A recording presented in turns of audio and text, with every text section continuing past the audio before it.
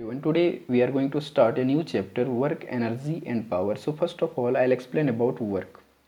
So this one work I'll explain in two language. First one language is the formal language, another one is the physics language. So in formal you can say studying, painting, है ना, तो study करना, painting करना, या फिर बोल सकते हो कि स्टडिंग, पेंटिंग, या तो पुशिंग द वाल को पुश कर रहे हो, या तो कोई हील को तुम पुश कर रहे हो, कोई पेड़ को पुश कर रहे हो। तो यदि ये सब डिस्प्लेसमेंट नहीं हो रहा है बट आप बोल रहे हो कि हम वहाँ पे वर्क कर रहे हैं, स्टडी कर रहे हो, बहुत देर से पढ़ रहे हो, आप बोलते हो वर्क कर रहे हैं, बट इन द फिजिक्स ये सब को वर्क नहीं बोला जाता। इसको साधारण लैंग्वेज में, सिंपल लैंग्वेज में हम लोग वर्क बोलते हैं, बट ये फिजिक्स के लैंग्वेज में वर्क नहीं है। फिजिक्स के लैंग्वेज में हम लोग वर्क तब बोलेंगे जब किसी ऑब्जेक्ट का डिस्प्लेसमेंट हो जाए, फोर्स लगाएं उस पर, और यदि वो डिस्प्लेस कर जाता है किसी पार्टिकुलर डायरेक्शन में, देन हम कह सकते हैं कि वहाँ पे वर्क हुआ। ठीक है, तो सबसे पहले हम लोग इसमें एक्सप्लेन करेंगे work done by a constant force.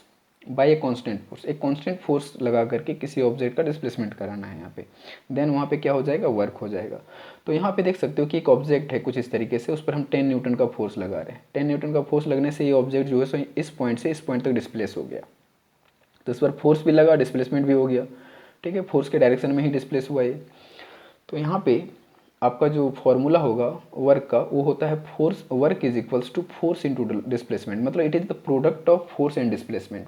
But condition यहाँ पे ये है कि फोर्स का भी मैग्नीट्यूड लेना है आपको, डिस्प्लेसमेंट का भी मैग्नीट्यूड लेना है, because work is a scalar quantity. Work जो है वो स्केलर क्वांटिटी है और ये डॉट प्रोडक्ट को अचीव करता है, ये डॉट प्रोडक्ट को रखता है अपने पास। यस, ये क्रॉस प्रोडक्ट को नहीं रखता, क्योंकि यदि क्रॉस प्रोडक्ट को रखता तो यहाँ पे 3 एक्सिस हो जाता ना, कि एक्स में यदि हम फोर्स लगा रहे हैं, वाई एक्स और वाई में दो एक्सिस में यदि फोर्स है, तो तीसरा एक्सिस में हमारा होता डायरेक्शन उसका।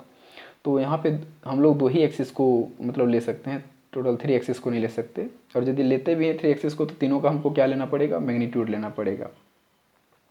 तो कुल मिला के यहाँ पे एक तरीके से बोलो कि work is a scalar quantity, so यहाँ पे हमारा जो प्रोडक्ट होगा वो कैसा होगा, डॉट प्रोडक्ट होगा। तो सबसे पहले यहाँ पे सीख लिए क्या चीज़, work is equals to force into displacement, is the product of force and displacement. ठीक है, जबकि वर्क हमारा 9th क्लास में सब पढ़ें कि वर्क जो होता है पॉजिटिव भी होता है, नेगेटिव भी होता है, दोनों होता है। वर्क पॉजिटिव कब होगा, वर्क पॉजिटिव होगा जब हमारा फोर्स के डायरेक्शन में ही डिस्प्लेसमेंट हो, और यदि नेगेटिव कब होगा, जब फोर्स के अपोजिट डायरेक्शन में डिस्प्लेसमेंट हो। जैसे एग्जांपल में फ्रिक्शनल फोर्स, फ्रिक्शनल फोर्स लगता है, ऑब्जेक्ट इधर मूव कर रहा है और फ्रिक्शनल फोर्स उसके अपोजिट लगता है, तो ऐसे कंडीशन में वहाँ पे जो वर्क होगा वो नेगेटिव होगा। तो इस तरीके का एग्जांपल बहुत सारा हो सकता है हमारा, पॉजिटिव वर्क, नेगेटिव वर्क। जबकि यहाँ पे साइन है फिर भी, क्यों, ये स्केलर प्रोडक्ट है, बिकॉज यहाँ पे जो है ना दो वेक्टर, तो देखो फोर्स भी वेक्टर क्वांटिटी है, डिस्प्लेसमेंट भी वेक्टर क्वांटिटी, बट दोनों का मैग्नीट्यूड को हम लोग यहाँ पे लेते हैं वर्क में, क्योंकि वर्क का ही डेफिनेशन है, work is the product of magnitude of force as well as magnitude of displacement, इसलिए स्केलर क्वांटिटी है। तो यहाँ पे हम बात कर रहे हैं स्केलर प्रोडक्ट का। तो स्केलर प्रोडक्ट को यदि रिमाइंड कर लिया जाए एक बार, तो आपके लिए मतलब कि अच्छा रहेगा सॉल्व करने वगैरह में। तो सबसे पहले हम लोग स्केलर प्रोडक्ट को डिफाइन करते हैं, फिर वर्क को देखेंगे कि एंगल के फॉर्म में, कि एंगल के फॉर्म में वर्क किस तरीके से होता है। तो सबसे पहले हम लोग स्केलर प्रोडक्ट को देख लेते हैं कि स्केलर प्रोडक्ट क्या है। और ऑलरेडी हम लोग जानते हैं, इसको प्रीवियस चैप्टर में पढ़ चुके हैं, फिर भी एक बार रिमाइंड कर लेते हैं इस चैप्टर में, क्योंकि इस चैप्टर में स्केलर प्रोडक्ट ही पूरा यूज होने वाला है, इसलिए हम लोग स्केलर प्रोडक्ट को देख लेते हैं एक बार। स्केलर प्रोडक्ट का मतलब है, स्केलर प्रोडक्ट का मतलब है हमारा यहाँ पे डॉट प्रोडक्ट। ठीक है, तो यहाँ पे हम लोग सबसे पहले हेडिंग डालेंगे स्केलर प्रोडक्ट, स्केलर प्रोडक्ट, और you can write here also dot product. तो हम इसको ब्रीफ में समझाएंगे भी, क्योंकि इसको हम ऑलरेडी वेक्टर प्रोडक्ट में आपको समझा चुके हैं, वेक्टर चैप्टर में ही आपको समझा चुके हैं, इसलिए यहाँ पे हम लोग ब्रीफली जाएंगे और समझेंगे। जैसे यहाँ पे मैं बात करूँ कि हम लोग जो रीड किए हैं डॉट प्रोडक्ट में, कि हमारे पास 2 वेक्टर है, एक वेक्टर ए, दूसरा vector B, A dot B vector.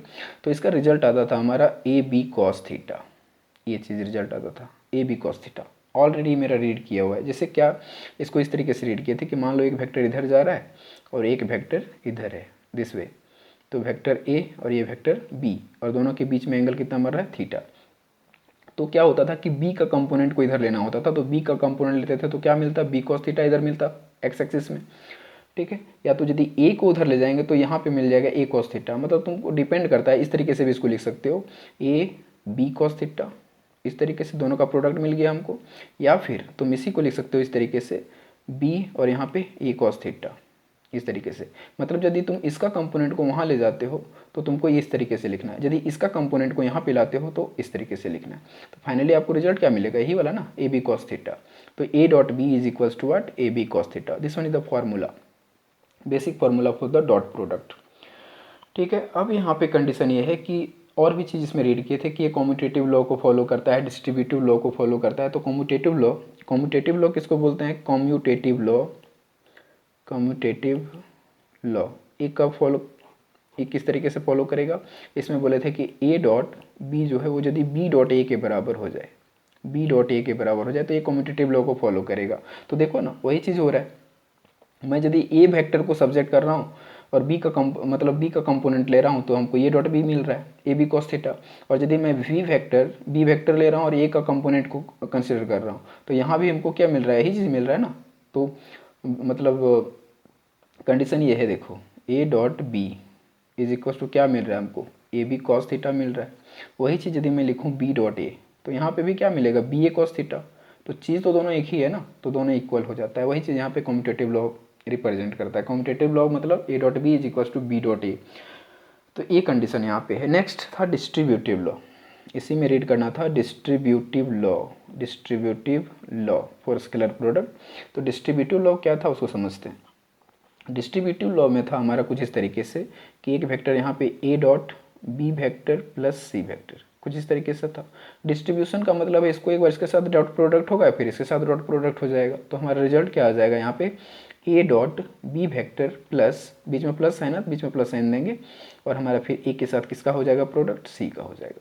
तो this is the distributive law, A dot B plus C is equals to A dot B vector plus A dot C vector. ये हमारा distributive law हो गया। ठीक है, और फिर एंगल के साथ हम लोग देखे थे कि यदि मान लो कोई वेक्टर है और कोई वेक्टर के साथ यदि मैं कोई कांस्टेंट को मल्टीप्लाई कर दूं, कांस्टेंट को मल्टीप्लाई करूंगा, जैसे मान लो इस तरीके से कि हमारे पास एक वेक्टर है ए और यदि यहाँ पे बोलूँ कि यहाँ पे 2x है, मतलब या तो कोई वेक्टर है जिसके साथ मैग्नीट्यूड मतलब कुछ कांस्टेंट लगा हुआ है, मान लो लेमडा एक कांस्टेंट वैल्यू है, मतलब न्यूमेरिकल वैल्यू है और इसके साथ इस तरीके से लगा रहे। तो ऐसे कंडीशन में डॉट प्रोडक्ट तुम कैसे निकालोगे, तो ऐसे कंडीशन में कुछ नहीं करना आपको, बहुत ही सिंपल है, कांस्टेंट को आउट कर दो। कांस्टेंट को आउट करने के बाद आप इस तरीके से लिख सकते हो ए डॉट बी वेक्टर, इस तरीके से, मतलब कांस्टेंट को आउट और यहाँ पे लिख सकते हो A B cos theta, this one. ठीक है, कोई न्यूमेरिकल वैल्यू बीच में आता है तो कुछ इस तरीके से हम लोग कर सकते हैं, मतलब सीधा कांस्टेंट को आउट कर देते हैं हम लोग। लेमडा मतलब 1 2 3 कुछ भी हो सकता है, वैल्यूज है वो। ठीक है, lambda is a real number. Okay, next one हमारा था जो हम लोग प्रूव किए थे वो था यूनिट वेक्टर से रिलेटेड। तो यूनिट वेक्टर से रिलेटेड क्या हम लोग इसमें प्रूव किए थे उस चीज़ को समझो। डॉट प्रोडक्ट में मान लो हमारे पास कुछ इस तरीके से था, मान लो यूनिट वेक्टर को 3 एक्सिस में हम लोग समझते हैं। एक जैसे ले लेते हैं एक्स एक्सिस, इधर वाई एक्सिस और इधर जेड एक्सिस। तो हम जानते हैं कि एक्स वाई जेड, एक्स को हम लोग आई से रिप्रेजेंट करते थे, आई कैप, इसको जे कैप से और इसको जेड कैप से, सॉरी के कैप से रिप्रेजेंट करते थे। तो यहाँ पे उसको हम पूरा डिटेल नहीं समझाएंगे आपको। जैसे यहाँ पे क्या कंडीशन ये था कि यदि मैं आई डॉट आई इसको कैलकुलेट करना चाहूँ तो एक बता ही देता हूँ। जैसे देखो आई डॉट आई मतलब दोनों यदि एक्स एक्सिस में है, दो वेक्टर है और दोनों एक्स एक्सिस में है, इसका मतलब क्या है, दोनों कितना डिग्री बनाएगा, 0 डिग्री एंगल बनाएगा। मतलब यहाँ पे लिख सकते हैं magnitude of I into magnitude of फिर आई इंटू कॉस 0 डिग्री। मतलब ये क्या रिजल्ट देगा हमको, ये रिजल्ट हमको क्या देने वाला है, देखो cos 0 का वैल्यू 1 होता है। मैग्नीट्यूड ऑफ यूनिट वेक्टर, किसी भी यूनिट वेक्टर का मैग्नीट्यूड यदि निकालते हैं तो उसका भी रिजल्ट 1 आता है। तो इसका भी 1, इसका भी 1, इसका भी 1, 1 इंटू 1 कितना रिजल्ट आ गया, 1 आ गया। इसी तरीके से यदि वाई एक्सिस के लिए देखूँ जे डॉट जे, तो इसका भी रिजल्ट क्या आएगा, 1 ही आएगा। फिर उसी तरीके से के डॉट के देखूँ तो इसका रिजल्ट क्या आएगा, 1 आएगा। मतलब अब फाइनली इस तरीके से लिख सकते हो कि I dot I is equals to J dot J is equals to K dot K. ये तीनों का रिजल्ट हमको क्या मिल रहा है, सॉरी 1, ये चीज़ मिल रहा है। तो आपको तीनों का रिजल्ट 1 के बराबर मिलता है। मतलब यदि सेम एक्सिस में वेक्टर मूव कर रहा है तो आपको रिजल्ट क्या मिलेगा, मैक्सिमम वैल्यू मिलेगा, मतलब 1 के बराबर मिलेगा। और वही चीज़ यदि मैं बोलूँ कि आई डॉट जे, यदि यहाँ पे मैं दूसरा बोलता हूँ आई डॉट जे, मतलब एक एक्स एक्सिस में दूसरा वाई एक्सिस में, तो देख सकते हो एंगल कितना बनाएगा, 90 डिग्री एंगल बनाएगा। तो यहाँ पे हो जाएगा magnitude of I into magnitude of J, मतलब vector A vector B, A magnitude of A magnitude of B, इस तरीके से। और यहाँ पे कॉस कितना 90 डिग्री, और कॉस 90 का वैल्यू होता है 0, तो ये पूरा क्या कर देगा 0। तो यहाँ से हमको सिमिलरली करके लिख दें इस तरीके से, I dot J is equals to J dot K is equals to K dot I is equals to, आपका वैल्यू क्या मिलेगा हमको 0 मिलेगा। मतलब देखो इस तरीके से आई डॉट जे 0 मिला, फिर जे डॉट के, ये भी तो 90 डिग्री इस पर है, इस तरीके से वर्टिकल है, तो जे डॉट के भी 0 मिल रहा है, के डॉट आई भी करोगे तब भी 90 डिग्री एंगल बनेगा तो 0 मिलेगा। मतलब कोई दो एक्सिस को तुम प्रोडक्ट में लाओगे तो तुमको हमेशा वहाँ पे रिजल्ट जो मिलेगा डॉट प्रोडक्ट में क्या मिलेगा 0 मिलेगा। तो ये चीज़ था। उसके बाद मैं यदि कोऑर्डिनेट की बात करूँ, कोई एक वेक्टर है कुछ इस तरीके से, मान लो एक वेक्टर यहाँ पे है इस तरीके से, वेक्टर का नाम ए है, तो इसका कंपोनेंट एक एक्स एक्सिस के लिए ए एक्स मिलेगा, वाई के लिए क्या मिलेगा ए वाई, और इसके लिए क्या मिलेगा ए जेड मिलेगा, 3 कंपोनेंट के लिए। तो मान लेते हैं कि हमारे पास एक वेक्टर है, 2 वेक्टर है हमारे पास, तो यहाँ पे लिखेंगे 2 वेक्टर गिवन 2 वेक्टर्स। एक वेक्टर है ए, इसको कुछ इस तरीके से ही है वहाँ पे जिस तरह बताएं, तो इसको लिख सकते हैं A X I plus A Y J in the vector form plus A Z के, ये तीनों कोऑर्डिनेट में आ गया हमारा। उसी तरीके से एक और वेक्टर है बी, तो इसको लिख सकते हैं B x I plus B Y J plus B Z के, कुछ इस तरीके से लिख सकते हैं हम लोग।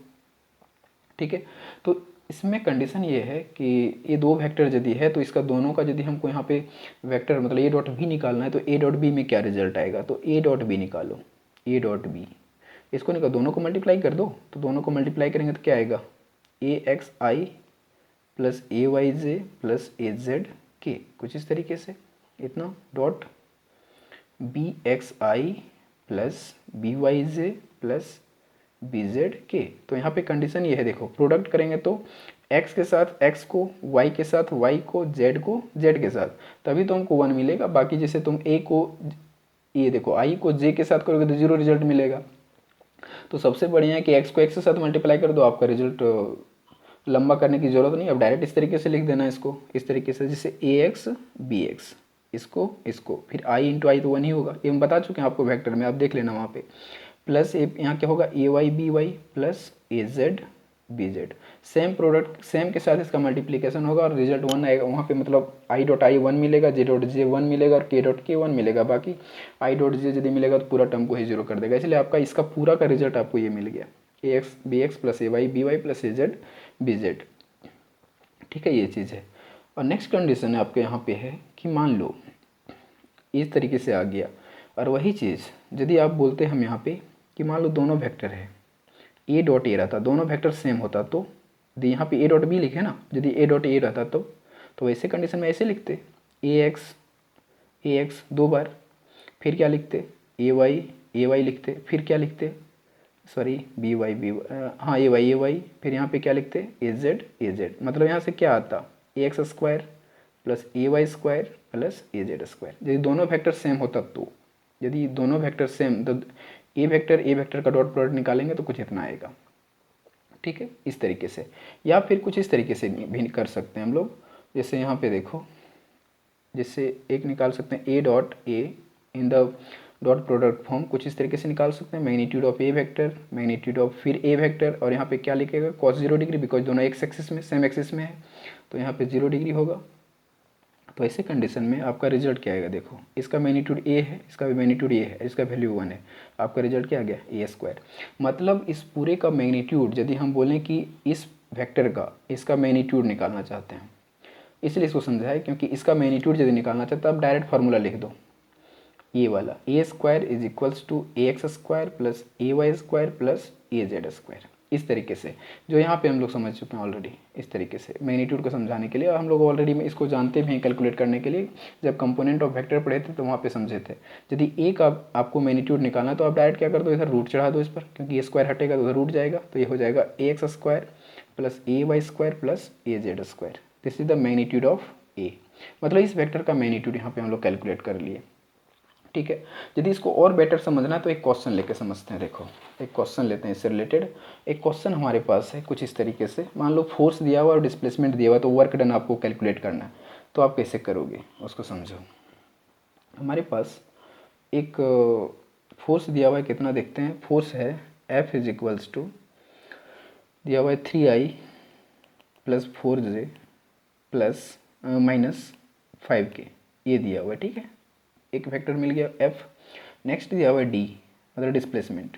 डिस्प्लेसमेंट दिया हुआ है 5I plus 4J plus 3K, इतना दिया हुआ है। ये डिस्प्लेसमेंट दिया है, फोर्स दे दिया। हम लोग जानते हैं वर्क क्या होता है, फोर्स इंटू डिस्प्लेसमेंट। इसका कुछ यूनिट दे देगा, ये मीटर में है तो यूनिट ही लिखो फिलहाल। इसका भी यूनिट होगा क्या चीज़, हम जानते हैं न्यूटन, लेकिन यूनिट के ही फॉर्म में देते हैं। कुछ यूनिट, जो भी यूनिट होता है अपना यूनिट वहाँ पे अप्लाई कर देना। तो यहाँ पे हमको ये चीज़ मिल गया। तो हम लोग यहाँ पे देखते हैं कि ये दोनों का फोर्स इंटू डिस्प्लेसमेंट कैलकुलेट करेंगे। तो हम क्या जानते हैं, वर्क इज इक्वल होता है force into displacement, this one in the vector form. तो कुछ इस तरीके से हम कॉस थीटा के फॉर्म में भी नहीं निकाल रहे हैं, हम डायरेक्ट वेक्टर के फॉर्म में निकाल रहे हैं। तो ऐसे निकालेंगे तो यहाँ पे क्या होगा, F X D X, three coordinate में यदि है, क्योंकि X coordinate, Y coordinate, Z coordinate, इस तरीके से। नेक्स्ट क्या होगा, F Y D Y, short form direct अभी हम तरीका सिखा दिए आपको। Next one F Z D Z, ये चीज़ अब डायरेक्ट वैल्यू पुट कर दो, क्योंकि देख सकते हो एफ एक्स का वैल्यू क्या है 3, एफ वाई का क्या है 4 और एफ जेड का -5। उसी तरीके से डी एक्स का कितना है 5, डी वाई का 4 और डी जेड का 3 है।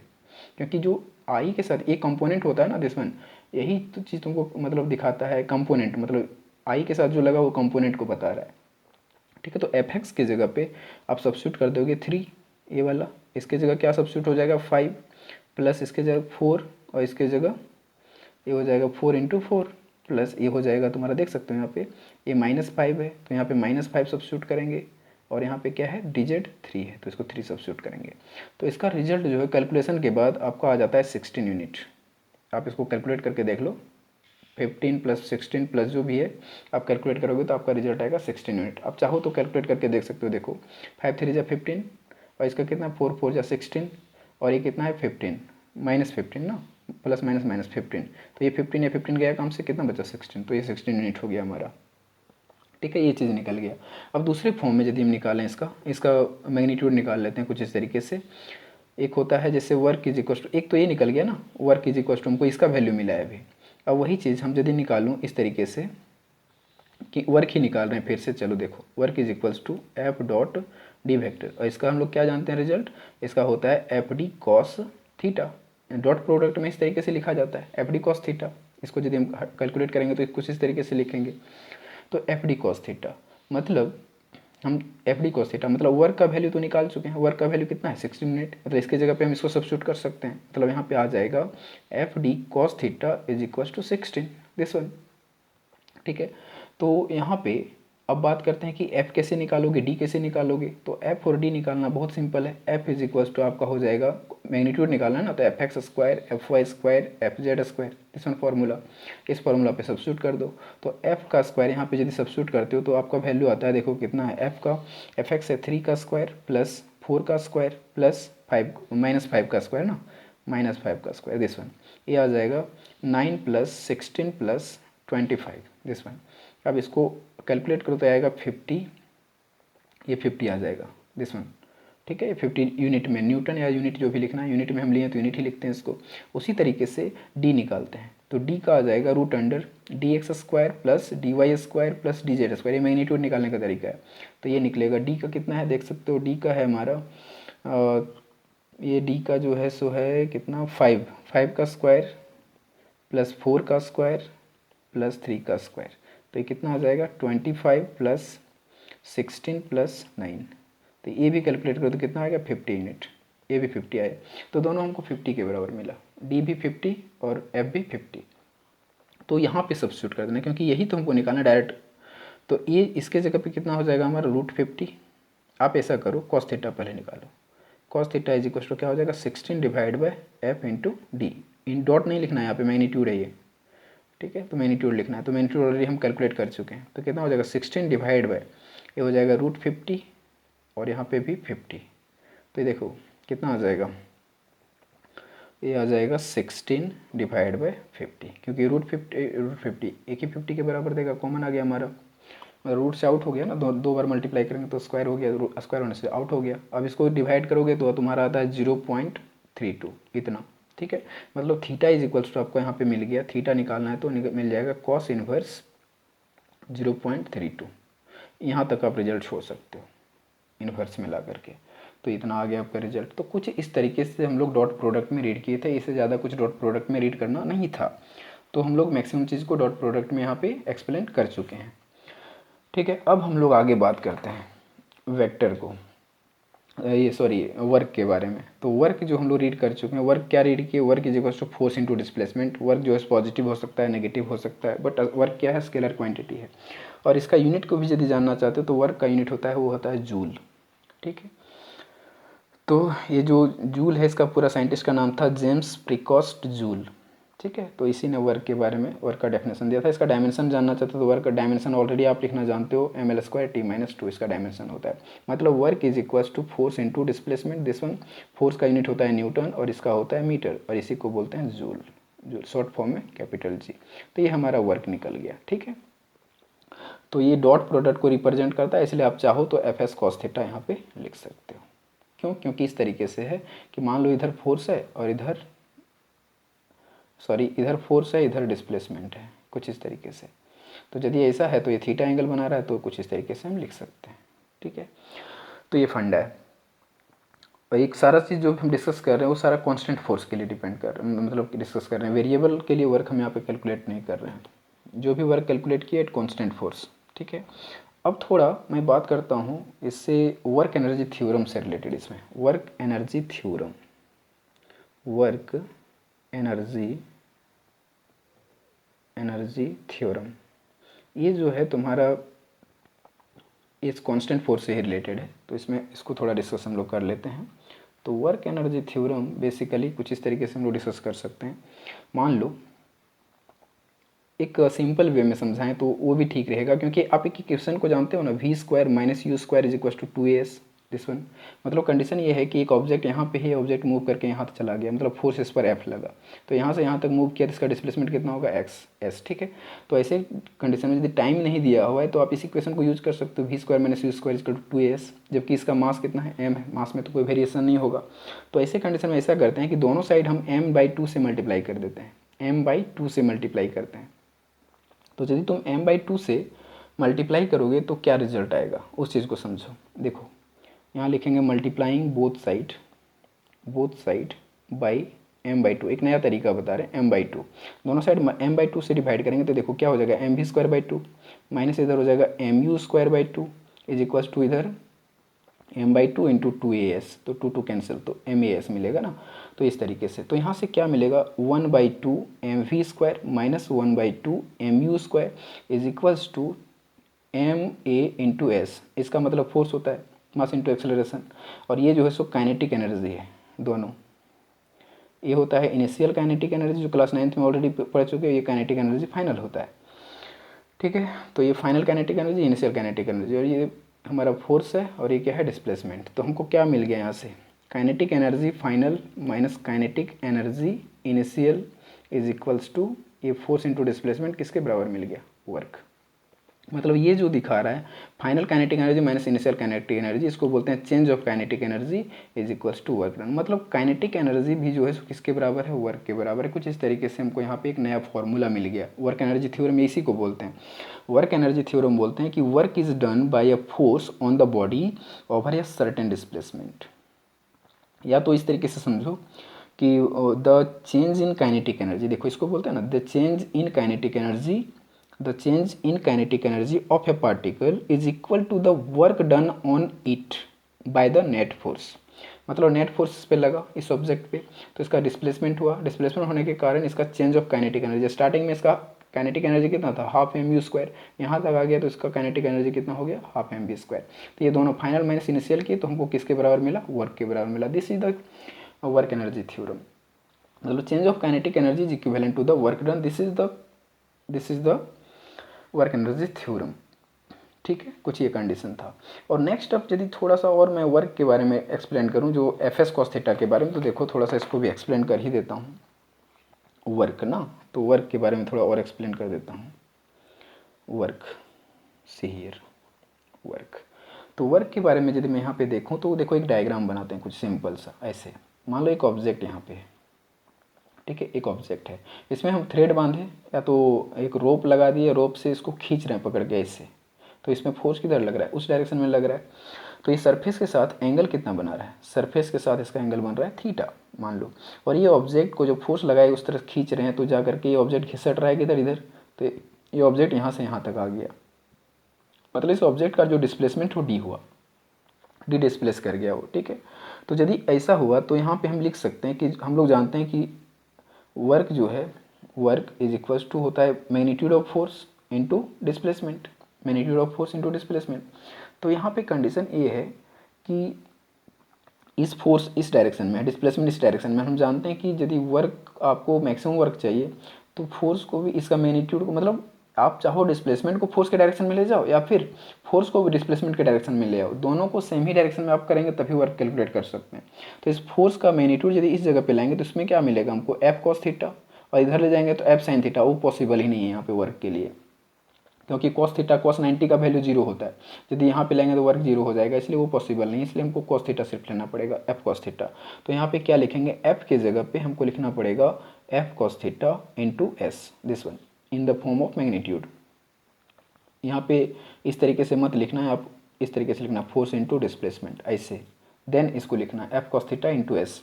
तो यहाँ पे लिख सकते हैं एफ एस कॉस थीटा, और इसी का वैल्यू होता है dot product F dot S, this one. तो एस यहाँ पे एस लिख दो तो अच्छा रहेगा, दिस वन। तो इस तरीके से, या यदि वहाँ पे डी लिखोगे तो आप कुछ इस तरीके से लिख सकते हो, work is equals to F dot D, this one. मतलब यहाँ से वर्क हमको क्या पता चला कि work is the dot product, है ना, वर्क जो है सो डॉट प्रोडक्ट को, मतलब डॉट प्रोडक्ट है वर्क। तो यहाँ पे हम लिख सकते हैं इस तरीके से कि the work done by the force is defined to be the product of component of the force in the direction of the displacement and the magnitude of this displacement। तो कंडीशन ये है कि फोर्स जो है जिधर भी रहे लेकिन उसको किसके डायरेक्शन में ले आए, डिस्प्लेसमेंट के डायरेक्शन में, और दोनों का जो प्रोडक्ट है वो कैसा प्रोडक्ट है, मैग्नीट्यूड है दोनों का, मतलब फोर्स का भी मैग्नीट्यूड और डिस्प्लेसमेंट का भी मैग्नीट्यूड, दोनों के मैग्नीट्यूड का प्रोडक्ट जो है वो क्या कहलाता है, वर्क कहलाता है।